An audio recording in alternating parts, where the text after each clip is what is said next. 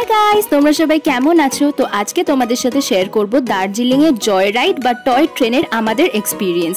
তো এই জয় রাইডটা শুরু হয় দার্জিলিং স্টেশন থেকে আর তোমাদেরকে নিয়ে যাবে ঘুম স্টেশন অবধি, আবার ফিরিয়ে আনবে এই দার্জিলিং স্টেশনে।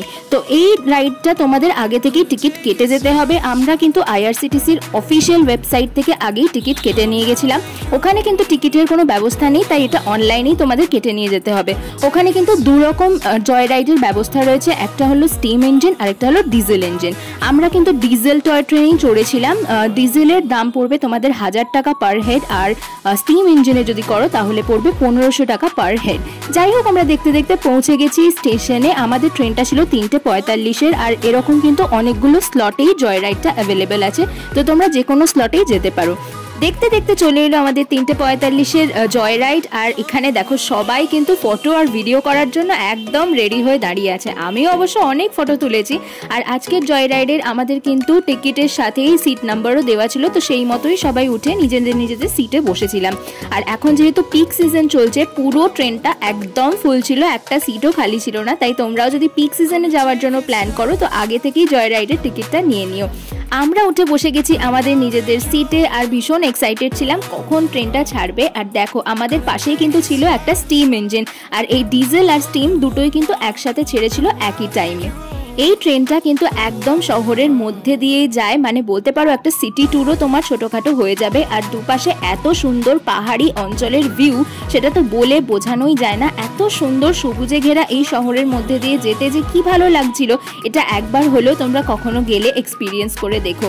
আর সেদিন যেহেতু ভীষণই ঠান্ডা ছিল, যেদিকে তাকাচ্ছি শুধু কুয়াশা আর কুয়াশা, পুরো শহরটাই যেন কুয়াশায় একদম ঢেকে গেছিল। এই টয় ট্রেনের রুটটা তোমাদেরকে একটু বলে দিই। তো এই রাইডটা যেমন তোমাদের বললাম শুরু হয় দার্জিলিং থেকে ওরা নিয়ে যায় বাতাসিয়া লুপে। বাতাসিয়া লুপে কিন্তু তোমাদের 15 থেকে 20 মিনিট সময় দেবে ওখানটা পুরো ঘুরে দেখবার জন্য। আমাদেরও তাই দিয়েছিল।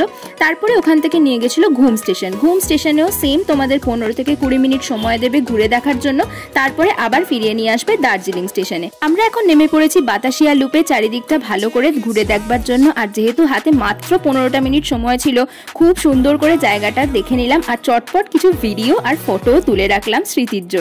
এই বাতাসিয়া লুপে আমি আগেরবার যখন এসেছিলাম তখন গাড়িতে করে আলাদাভাবে এসেছিলাম, তখন টয় ট্রেনটা বন্ধ ছিল। এবারে টয় ট্রেনে করে আসতে পেরে ভীষণ ভালো লাগলো, আর চারিদিকটা ঘুরে তো মনটা একদম মুগ্ধ হয়ে গেছিল।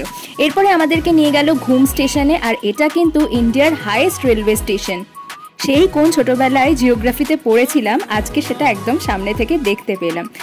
আজকে ঠান্ডাটা একটু বেশি হওয়ায় চারিদিকটা একদম কুয়াশায় ঢাকা ছিল। আর এই ঘুম স্টেশনে নেমেও দেখলাম বেশ ভালো কুয়াশা রয়েছে। তবে কলকাতার এই বিভৎস গরম কাটিয়ে এই এক্সপিরিয়েন্সটা কিন্তু আমাদের কাছে ভীষণ সুন্দর ছিল। যেহেতু এই মিউজিয়ামটা একটা রেলওয়ে মিউজিয়াম, তাই এখানে রেলওয়ের সমস্ত কিছু জিনিসপত্র ছিল। আর ভীষণ ভালো লাগে, আমার এরকম হেরিটেজ জিনিস বা হিস্টোরিক্যাল জিনিস দেখতে ভীষণ ভালো লাগে। আর আশা করি তোমাদের সবারও গেলে ভীষণ ভালো লাগবে। মিউজিয়ামে কিছুটা সুন্দর সময় কাটিয়ে চারিদিকটা ভালো করে দেখে নিয়ে আমাদের ফেরার টাইম হয়ে গিয়েছিল। আমরা কিন্তু ফিরেছিলাম আবার দার্জিলিং স্টেশনে। তোমাদের আজকে ভিডিওটা ভালো লাগলে অবশ্যই লাইক আর সাবস্ক্রাইব করে দিও। Tata, bye bye.